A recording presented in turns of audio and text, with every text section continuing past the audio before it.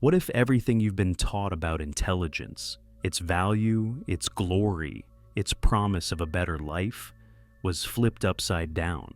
What if being intelligent or even chasing brilliance wasn't the gift we've been led to believe, but instead a burden, a weight, maybe even a source of deep discontent? Stick with me, because by the end of this video, you might find yourself questioning whether you'd ever want to be intelligent again. There's a thinker, let's call him a provocateur, who held a view so bold it still rattles minds today.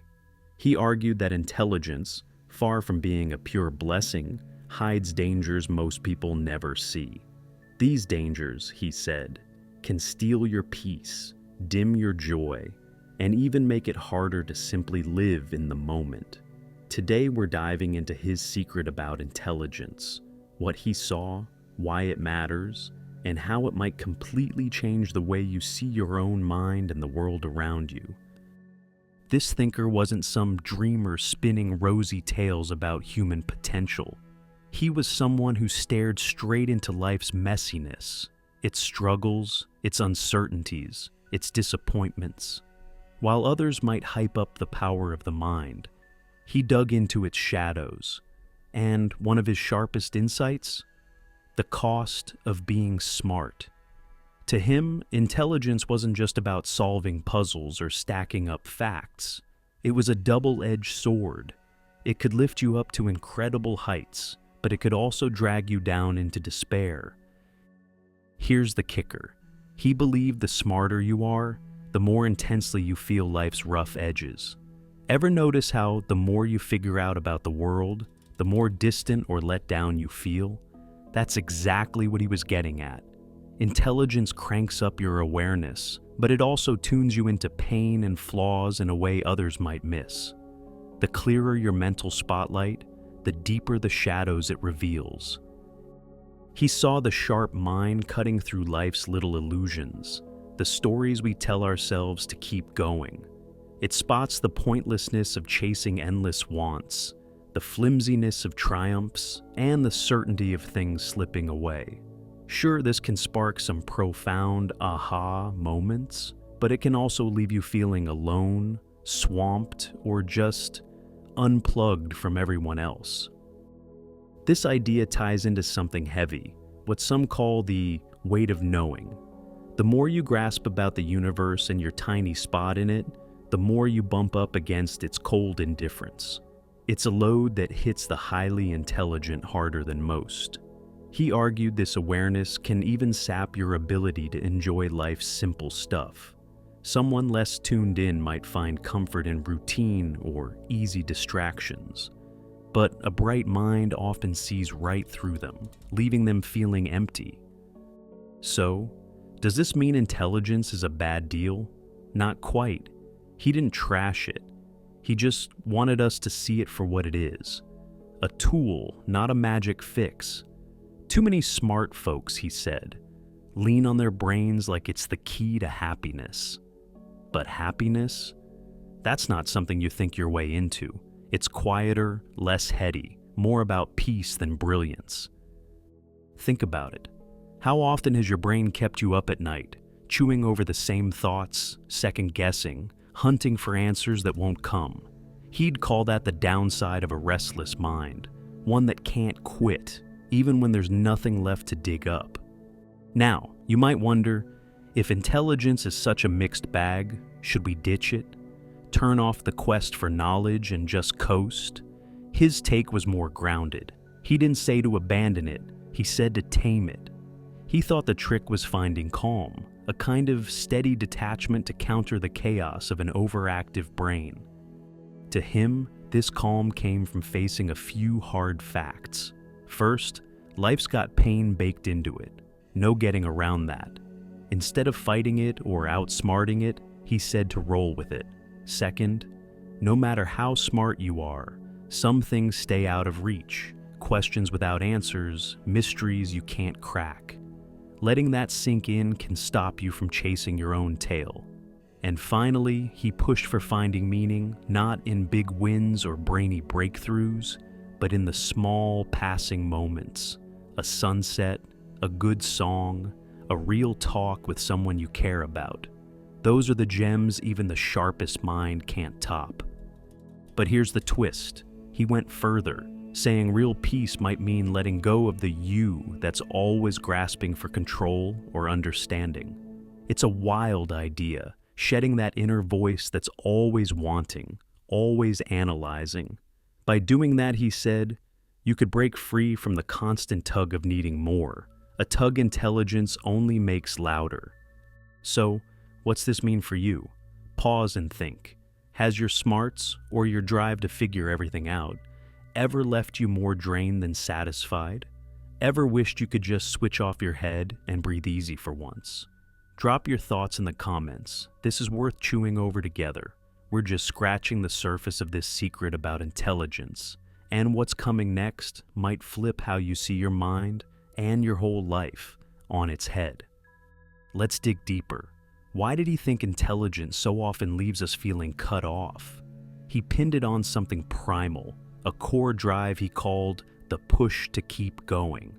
It's this restless energy in all of us, urging us to survive, to want, to strive no matter what. It doesn't care if we're happy. It just keeps running. Here's where it gets tricky. Someone less clued in might roll with this drive, chasing stuff without overthinking it. But if you're sharp, you see through it. You clock how pointless it is to run after one thing, get it, then jump to the next, still empty. That clarity's a gift, but it's heavy.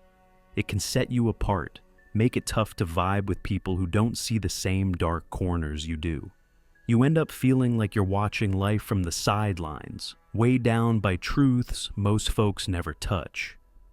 But here's the flip side. He thought that same sharpness could pull you out of the muck. How? Through art and deep thought.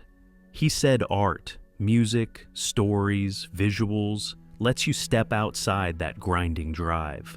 When you're caught up in a song or a painting, you're not wanting or wrestling. You're just there, free for a second to take it all in without the usual baggage. Music, he said, hits deepest. It skips words and logic, striking something raw inside. Ever had a tune or a scene hit you so hard the world just melts away? That's what he meant. Those moments aren't just nice. They're a peek at something bigger, a chance to slip the leash of life's grind. And it's not just art. He figured intelligence could help you dial back that inner push, quiet it down. It's about stepping away from the chase and leaning into acceptance, calm. That's tough in a world obsessed with more. More wins, more stuff, more everything. But he'd say real contentment isn't in piling up achievements. It's in letting go of the need to always figure it out. So ask yourself, ever feel crushed by the push to do better, climb higher? What if the fix isn't more effort, but less? What if peace comes from stripping things down, not building them up? Toss your take in the comments. Let's keep this rolling. Next, we'll unpack how these ideas ripple out, shaping how we think about life today. His take might feel grim, but it's got a spark of freedom in it. By facing intelligence's downsides and easing that inner drive, you can hit a clarity most never find. How do we make that real day to day? Stay tuned. What's coming could be the biggest game changer yet. Now, let's get practical. How do you turn this into something you can use?